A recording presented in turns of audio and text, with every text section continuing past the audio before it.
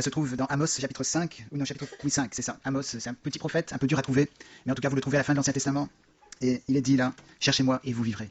Et c'est le message toujours d'actualité aujourd'hui, que si on cherche le Seigneur, eh bien c'est le seul moyen d'avoir la vie, de vivre. Et le verset, donc Amos chapitre 5, verset 5 maintenant, ça c'était Amos chapitre 5, verset 4. Il dit au verset 5, ne cherchez pas Bethel, n'allez pas à Gilgal, ne passez pas à Beersheba, car Gilgal sera captif et Bethel anéanti. Cherchez l'Éternel et vous vivrez. Donc ici, il nous dit de le chercher, et ensuite il dit de ne pas aller dans tel et tel endroit pour le trouver, mais que c'est lui qu'on doit chercher. Et on est souvent à chercher à reproduire des expériences. On est en train de chercher parfois des nouvelles expériences avec le Seigneur, des nouveaux moyens d'évangélisation ou des anciens moyens d'évangélisation, des techniques pour convaincre les gens que Dieu existe ou que Dieu est réel. Mais ce que Dieu nous appelle à faire ici, c'est à le chercher lui. Pas chercher tel endroit où on pourrait avoir la bénédiction. Quelquefois, il y a un grand prédicateur qui vient à Paris, par exemple, et il y a des églises qui organisent des services de bus qui vont amener. Alors, si c'est quelqu'un qui prêche l'évangile, c'est une très bonne chose, très bonne chose.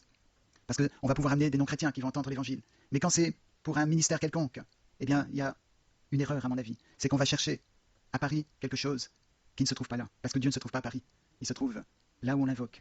Et si vous criez de là où vous êtes, si vous invoquez le Seigneur, eh bien, c'est là où il répond, c'est là où il se révèle. Alors, il est vrai que les endroits qui sont mentionnés, Beersheba, Bethel, Gilgal, sont des endroits où Dieu s'est révélé dans le passé. Mais ce n'est pas parce qu'il a parlé à tel endroit qu'il vous parlera de la même façon. Parce qu'il vous connaît, il connaît votre passé, il connaît votre histoire, il connaît les circonstances dans lesquelles vous vivez, il connaît les situations que vous avez traversées. Et le message et la parole qu'il a pour vous aujourd'hui n'est pas la même que pour votre voisin ou votre voisine. Il veut se révéler à chacun individuellement. Il veut rencontrer chacun individuellement. À Beersheba, il a parlé à Agar. Elle était dans le désert de Beersheba avec son fils Ismaël. Et elle était en train de mourir dans le désert sans eau et sans pain. Parce que l'eau était épuisée qu'elle avait et le pain était terminé. Elle a mis son enfant à distance et elle s'est mise par terre en disant que je ne vois pas mon enfant mourir. Et c'est là où Dieu s'est révélé à elle. C'est là où Dieu a ouvert ses yeux et elle a vu la source d'eau vive. Elle a vu un puits qui lui permettait d'avoir de l'eau pour elle et son enfant. Elle représente la loi. Elle représente la loi selon l'apôtre Paul, Agar et son fils Ismaël. Et quelquefois on pense que dans notre pays la loi est bafouée. On pense que la loi est méprisée et qu'elle va mourir. On trouve que nos gouvernants, nos chefs d'État ont inversé les valeurs ou se sont attribuées les valeurs chrétiennes. On parle des valeurs de la République, la liberté, l'égalité, la fraternité, mais ce sont des valeurs chrétiennes que la République a prises. La loi n'est pas en train de mourir parce que Dieu redonne la vie, parce que Dieu s'est révélé à Agar sur le point de mourir et il lui a montré de l'eau. Et cette eau vive, c'était Jésus-Christ. Cette eau vive, ça représentait, elle ne pouvait pas en avoir conscience parce qu'elle a vécu bien longtemps avant Jésus-Christ. Mais cette eau de la vie, c'est cette eau dont Jésus a parlé à la Samaritaine en lui disant « Celui qui boira de l'eau que je lui donnerai n'aura plus jamais soif. » C'est cette eau qu'il mentionnait quand il était dans le temple à Jérusalem et il a dit « Venez à moi, vous qui avez soif, et je vous donnerai de l'eau qui coulera de votre sein. » C'est le Saint-Esprit dont il parlait.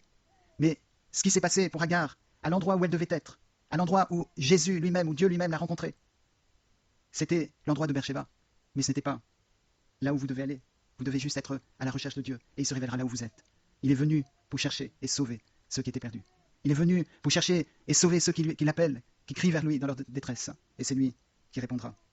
Cet endroit de Beersheba, c'est l'endroit où les descendants d'Abraham se sont établis. C'est là où Isaac aussi a fait sa demeure.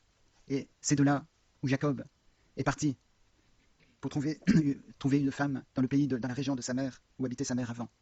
Et lorsqu'il est parti, Jacob, il s'est arrêté à un endroit. Et cet endroit s'appelait Luz. Il a passé la nuit là.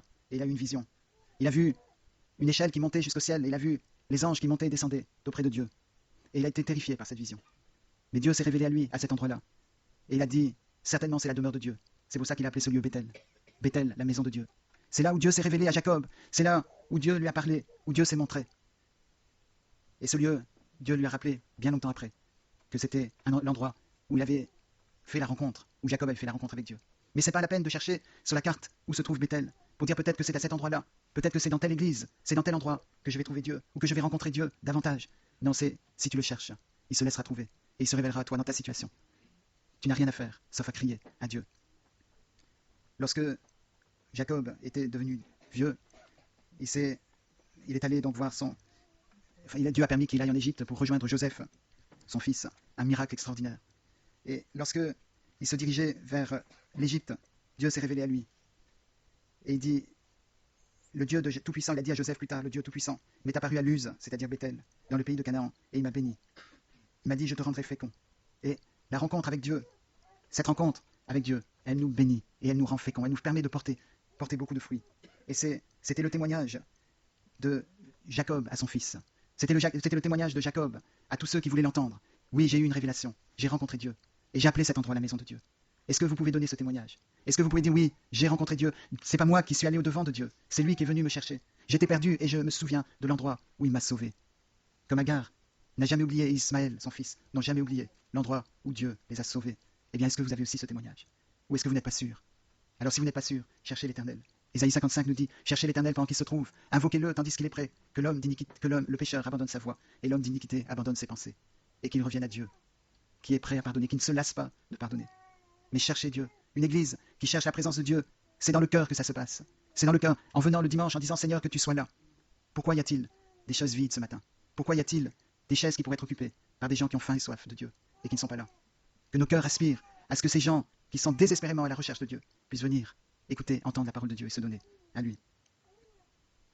Les endroits où Dieu a donné sa bénédiction, ça a été la bénédiction à tel et tel des patriarches. Mais il y avait un plan particulier. Ce n'est pas nous qui devons reproduire ça. Il y avait un plan particulier. Et Jacob nous dit, dans le chapitre 48 de Genèse, au verset 7, Rachel mourut en route auprès de moi, dans le pays de Canaan, en quelques distances d'Ephrata. C'est là que je vais enterrer, sur le chemin d'Ephrata, qui est Bethléem. Voyez, Rachel est morte près de Bethléem, sur la route pour Bethléem. Et il y a là tout un message. Elle n'a pas choisi l'endroit où elle allait mourir. Elle n'a pas choisi de influencer le cours de l'histoire, mais elle prophétisait que, en mourant là, elle laissait la place à une autre femme qui était enceinte sur la route de Bethléem et qui portait la vie. Il s'agit bien sûr de Marie. Je trouve ça tout petit détail, mais extrêmement frappant, qu'il ait dû préciser qu'il est enterré à Bethléem, sur le chemin de Bethléem. Un autre détail important dans Genèse 48, lorsque, encore là, le père Jacob s'adresse à son fils Joseph, qu'il vient de revoir alors qu'il a cru que son fils était mort. Il a dit au verset 22 du chapitre 48, « Je te donne, de plus qu'à tes frères, une part que j'ai prise de la main des Amoriens avec mon épée et mon arc. » Et vous savez ce que c'est? C'est Sichar. Parce que la Samaritaine, lorsque Jésus est allé à sa rencontre, vous voyez que c'est Jésus qui est allé à la rencontre de la Samaritaine. C'est pas elle qui cherchait Jésus, elle cherchait de l'eau. Mais elle a dit à Jésus, « Es-tu plus grand que notre père Jacob, qui nous a donné ce puits ?» Et le territoire que Jacob a donné à son fils Joseph, c'était ce territoire qui était en Samarie à l'époque de Jésus. Et c'est là où Jacob a construit un puits. Et c'est à cet endroit-là, ça pointe ici l'endroit de la rencontre avec Jésus, encore une fois. Ce merveilleux récit de Jean chapitre 4, où la femme a soif, et elle va puiser de l'eau à ce puits de Jacob. Mais Jésus veut lui montrer que c'est pas là qu'elle trouvera l'eau. Oui, Jacob a trouvé de l'eau à cet endroit-là, parce que c'est lui qui a creusé le puits. Mais c'est pas parce que son père, Jacob, son ancêtre, Jacob, a creusé un puits là, qu'elle va trouver de l'eau là. C'est quelque part ailleurs, c'est en Dieu lui-même, c'est en Jésus-Christ, c'est dans cette rencontre avec Jésus-Christ, sur le puits de Sichar, qu'elle va être sauvée. Est-ce que vous avez fait cette rencontre? Est-ce que j'ai fait cette rencontre avec Jésus? Qui n'est pas une réplique de l'histoire, qui n'est pas du conditionnement, du façonnement, pour faire plaisir à une église, pour faire plaisir à des responsables d'église, ou faire plaisir à ceux qui enseignent ça, mais parce qu'il y a une vraie rencontre avec Jésus-Christ. Jésus-Christ sera là où tu le cherches. Si tu le cherches chez toi, il se révélera à toi quand tu le cherches. Donc ici, on a parlé de Beersheba, où Dieu se révèle d'une manière particulière à Agar. Il se révèle à Bethel, à Jacob. Et quand il allait en Égypte pour rejoindre son fils, Dieu lui a rappelé cet endroit où il avait rencontré le Seigneur. Et peut-être que Bethel, tu as eu le même genre de vision que Jacob. Tu as vu une échelle aussi, peut-être pas réellement en songe, mais tu as vu qu'il y a une échelle qui monte jusqu'aux cieux. Et qu'il n'y a que les anges qui peuvent y passer, qui peuvent monter. Les barreaux de l'échelle sont trop élevés pour vous, sont trop élevés pour moi. Il a fallu que Jésus-Christ vienne pour nous prendre avec lui, pour qu'on puisse monter vers le ciel. Cette échelle ne nous permettra pas de monter au ciel. Seulement si Jésus descend pour nous prendre dans ses bras et nous faire monter vers le Père. Il est le chemin, le seul qui mène au Père, le chemin, la vérité, la vie, nul ne vient au Père que par moi, dit Jésus. Dans Amos, on a lu, n'allez pas à Gilgal, n'allez pas à Beersheba, n'allez pas à Bethel, n'allez pas à Gilgal, mais cherchez-moi et vous vivrez. Alors qu'est-ce qui s'est passé à Gilgal? Ça a été mentionné dans la réunion de prière par Micheline, vendredi soir. Vous avez à Gilgal encore une rencontre entre Josué et le Seigneur Jésus lui-même. Et cet épisode, vous l'avez dans le début de Josué, au chapitre 5, au verset 13, comme Josué était près de Jéricho, il leva les yeux et regarda. Voici un homme se tenait debout devant lui, son épée dans la main. Il alla vers lui et lui dit, es-tu des nôtres ou de nos ennemis? Il répondit, non, mais je suis le chef de l'armée de l'Éternel, j'arrive maintenant. Josué tomba le visage contre terre, se prosterna et lui dit, qu'est-ce que mon Seigneur dit à son serviteur? Et le chef de l'armée de l'Éternel dit à Josué, ôte tes souliers de tes pieds, car le lieu sur lequel tu te tiens est saint. Et Josué fit ainsi. Le chef de l'armée de l'Éternel ne peut être quelqu'un d'autre que Jésus-Christ. Jésus-Christ qui se révèle à Josué. Et visiblement, Josué a peur. Il ne sait pas. si cet homme est pour eux ou contre eux. Mais la question, c'est pas est-ce que il est pour eux ou contre eux, c'est est-ce que Josué est pour lui ou contre lui. Et est-ce que vous avez rencontré le chef de l'armée de l'Éternel, celui qui vient se révéler à vous avant d'attaquer Jéricho? Enfin, ils n'ont même pas attaqué ou ils n'ont pas eu grand-chose à faire, mais tu te trouves devant des murailles. Tu vois devant toi le pays de Canaan. Tu vois que le Seigneur veut te faire passer, conquérir des victoires. Et probablement tu te dis c'est pas possible. La première ville, elle est fortifiée. Je ne pourrai jamais renverser ces murailles. Et devant toi, il y a des impossibilités. Je sais qu'il y a des gens ici qui ont des impossibilités devant eux, qui vont devoir affronter. Mais invoquez le Seigneur, cherchez le Seigneur, cherchez Dieu et vous vivrez. Parce que c'est lui qui va se révéler à vous, si vous le cherchez tout votre cœur. Et il va vous fortifier. Il va vous dire, ôte de tes pieds tes sandales, car la terre sur laquelle tu te tiens est saint. Il avait dit la même chose à Moïse, le prédécesseur de Josué. Et la présence de Dieu, là où Dieu se révèle, c'est un lieu saint. Ce qui fait d'un lieu un lieu saint, c'est parce que Dieu est présent maintenant. Pas parce qu'il a été dans le passé. Pas parce qu'il a agi d'une manière particulière à un moment que l'endroit est un lieu saint. Le lieu saint, c'est lorsque tu le rencontres et que tu marches avec lui tous les jours. Si tu marches avec Dieu, si on marche avec Dieu, alors la terre sur laquelle on met les pieds est une terre sainte. Et que le Seigneur nous aide à chercher sa face, à chercher le Seigneur pendant qu'il se trouve, ce qui suppose qu'à un moment donné, il ne se trouvera pas. Et combien on a besoin pour la France de prier, parce que la loi est bafouée. Les adolescents tombent jour après jour. Il n'y a plus de loi, on dirait. La loi est en train de mourir dans le désert de Beersheba. Mais la révélation de Jésus-Christ, elle est réelle pour ceux qui le cherchent. Et que le Seigneur ouvre les yeux pour que ceux qui sont en autorité puissent voir la lumière, qu'ils puissent voir le puits où ils vont pouvoir avoir de l'eau. Que ceux, et chacun d'entre nous bien sûr, mais que ceux qui gouvernent la France puissent voir que Rachel est enterrée sur le chemin de Bethléem. Et que sur ce chemin de Bethléem est venue la vie en Jésus. Bien plus tard.